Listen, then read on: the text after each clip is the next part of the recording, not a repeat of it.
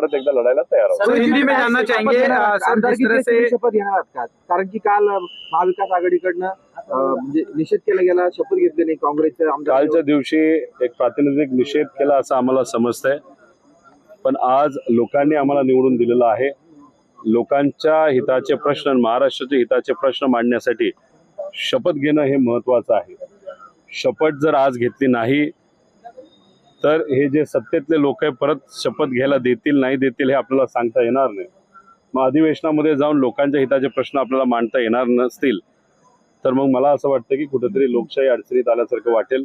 पुन्हा आज शपथविधी करावीच लागेल आणि केल्यानंतर महाराष्ट्राच्या हिताचे प्रश्न विधिमंडळामध्ये मांडण्याची संधी जी आम्हाला देईल त्याचं सोनं करून लोकांचं प्रतिनिधित्व 100% आम्ही सर्वजन करू।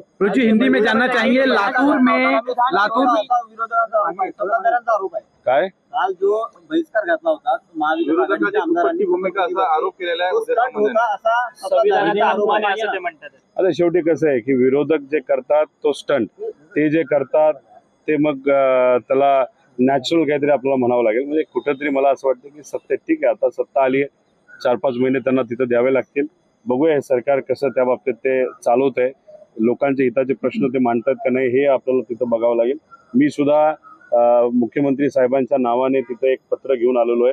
काही मतदारसंघाचे विषय, काही महाराष्ट्राचे विषय। कारण काल बोलत असताना त्यांनी सांगितलं की द्वेषाचं राजकारण न करता विकासाचं राजकारण ते करणार आहेत आणि विरोधक जर काही चांगले मुद्दे मांडत असतील तर मग विरोधक म्हणून मी तिथं काही मुद्दे त्यांना लिखित स्वरूपात देणार आहोत।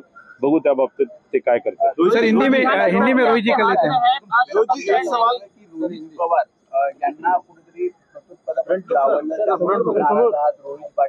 जी आगे देखिएगा। आदरणीय पवार साहेबांनी सुद्धा सांगितलेलं आहे, मी सुद्धा सांगितलेलं आहे की रोहित पाटलांचं नाव असेल तसंच इतरही नेत्यांचं नाव जेव्हा विचारण्यात आलं की कोणाला कुठलं पद तिथं द्यावं, आम्ही सगळ्यांनी मिळून जी नावं तिथं पुढे आणली त्यांनाच तिथं पद दिलेलं आपण सगळ्यांनी बघितलेलं आहे। त्यामुळे विरोधक काय बोलतात याच्यापेक्षा आम्ही काय भूमिका घेतली हे जास्त महत्वाचं आहे। पवार साहेबांनी स्वतः त्या बाबतीत स्पष्टीकरण दिलेलं आहे, मी सुद्धा स्पष्टीकरण दिले आहे। त्यामुळे आता विरोधकांना विचारून त्यांचाही आणि लोकांचाही वेळ घालवणं योग्य नाही असं मला वाटतं। ईव्हीएमचं राजकारण हे भावनिक राजकारण करण्याचा प्रयत्न महाविकास आघाडी करते असा आरोप भाजपकडून होतोय। विषय एवढाच आहे की तुम्ही कुठल्याही सामान्य व्यक्तीला जाऊन विचारा की ईव्हीएम वर तुम्हाला विश्वास आहे का?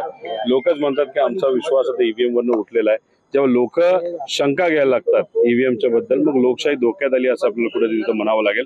आणि पूर्वी असं होत नव्हतं, पण आता काही आकडेवारी आपण बघितली, 74 लाख मतदान अचानक तिथं वाढलं आणि बरेच काही मुद्दे आहेत आणि ह्या सगळ्या गोष्टी बघितल्यानंतर लोक जरा शंका घ्यायला लागलेत। आमचं मत एवढंच आहे की लोक जर शंका घेत असतील तर शंकेचं निराकरण तिथं झालं पाहिजे। लोकशाहीला हे परवडणार नाही आणि आम्ही निवडून आलेले लोक त्याच्याबद्दल बोलतोय, म्हणजे मी बोलतोय, जानकर भाऊ बोलतायत, जे निवडून आले तेच म्हणत आहेत की ईव्हीएम मध्ये कुठं ना कुठेतरी तिथं शंका घेण्यासारखं आहे। आणि येत्या काळामध्ये जिल्हा परिषद, पंचायत समिती, महानगरपालिका, परत लोकसभा, परत विधानसभा हे जे इलेक्शन आपल्याला लढायचे असतील आणि सामान्य लोकांना जर संधी द्यायची असेल मग तिथं 100% आपल्याला हे जे काही शंका आहेत